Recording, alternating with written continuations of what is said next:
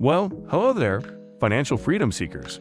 Have you ever wished you could wave a magic wand and transform your liabilities into assets? If that's a yes, then stick around. Today, we're going to demystify that process together. But before we dive in, if you enjoy these financial insights and are looking to increase your wealth, don't forget to like, share, subscribe, and hit the notification bell to stay updated. So, are we ready? Let's get started. Imagine this. You're a potter, but the clay you're working with just won't take shape. Frustrating, right?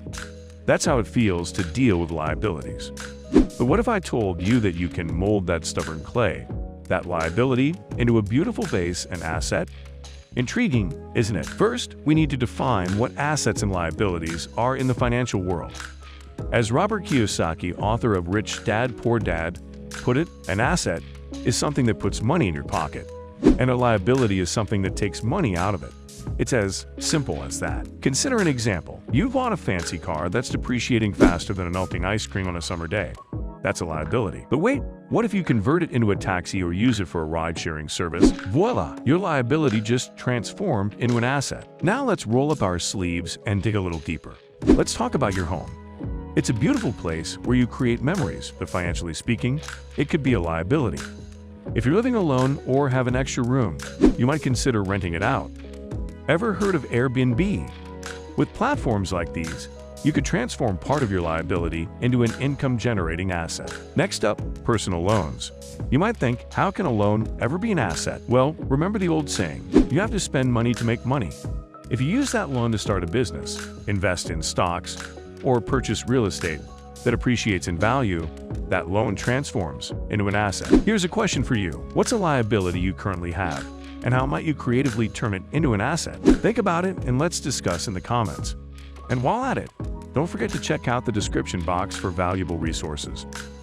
Moving forward, consider your credit card. It's a notorious liability, right? But hold on. If you pay your bills on time and use it to gain reward points or cash back, it can actually become an asset. Interesting, isn't it? Let's dive into something more abstract now. Skills. We all have skills that we don't put to use, don't we? You might be a fantastic guitarist, but that guitar sitting in the corner of your room is a liability if it's just collecting dust. Why not give guitar lessons or perform at local venues for a fee? You could even start a YouTube channel sharing tutorials. Suddenly, your forgotten skill and dusty guitar become assets. Don't overlook your network, your connections, your friends, your acquaintances. It's a saying that your network is your net worth. If you have a wide network but aren't leveraging it, that's a liability. Convert it into an asset by reaching out, finding collaborative opportunities, or even starting a referral business. You never know, your next business partner could be a phone call away. Now let's talk about your savings account. It's good to have money saved up for emergencies, but if it's just sitting there, it's more of a sleeping asset, or even a liability considering inflation. Why not awaken that sleeping giant? You could invest in mutual funds, stocks, or bonds, which potentially offer higher returns than a regular savings account. And there's more. Do you have a hobby that you're passionate about? Maybe you're into painting, writing, or even video gaming. You might be surprised to hear this, but these hobbies could be transformed into assets. How do you ask? Let's say you're a great painter. You could sell your art or offer painting classes. Or if you're a gamer, streaming on platforms like Twitch could generate income. If you're a writer, blogging or freelance writing could be a potential gold mine. The key principle here is to rethink the way you use your resources. It's like seeing a rose bush and deciding to make perfume instead of just admiring the flowers. There's potential in everything if we know where to look and how to utilize it. Finally, remember that not all assets and liabilities are tangible. Education, for example, can be an asset if it leads to higher-paying job opportunities.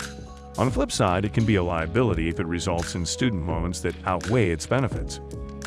To wrap up, converting a liability into an asset isn't about magic. It's about changing our perspectives and being creative with our resources. Now you're one step closer to mastering your financial universe. This brings us to the end of our in-depth dive into turning liabilities into assets. I hope you've enjoyed this journey, and more importantly, I hope you're walking away with some new ideas to improve your financial situation. Keep exploring, keep learning, and keep creating wealth. Until next time, remember, your financial future is in your hands. Make it a prosperous one. Goodbye for now.